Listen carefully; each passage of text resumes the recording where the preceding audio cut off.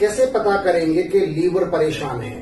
सबसे पहला लक्षण, अगर पेट के आसपास चर्बी इकट्ठी होती हो और टायर जैसा बनने लगे तो पहला लक्षण है कि लीवर अंकल नाराज है। दूसरा, ये जो टखने हैं नीचे पैर के जो एंकल्स हैं वहां अगर सूजन आती है, पैरों में अगर सूजन रहती है तो लीवर चचा नाराज है, ये एक संकेत हो सकता है।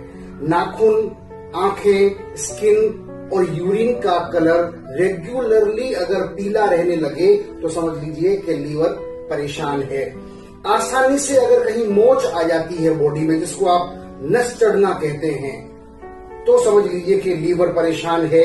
ब्लोटिंग बहुत होती है, पेट फूलता है, थोड़ा सा पानी पिया पेट फूल गया, समझ लीजिए लीवर परेशान है। सफेद और काले चकत्ते अगर चेहरे के ऊपर या स्किन में कहीं भी अगर बार बार आते हैं, समझ लीजिए कि लीवर खराब हो रहा है।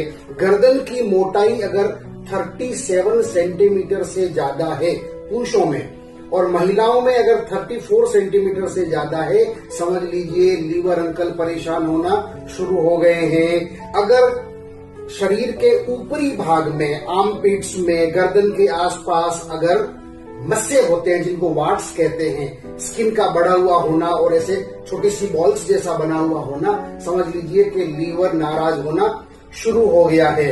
WHR रेशियो आपका वेस्ट का यानी आपकी कमर का और हिप्स का रेशियो अगर बिगड़ रहा है तो समझ लीजिए कि लीवर खराब हो रहा है।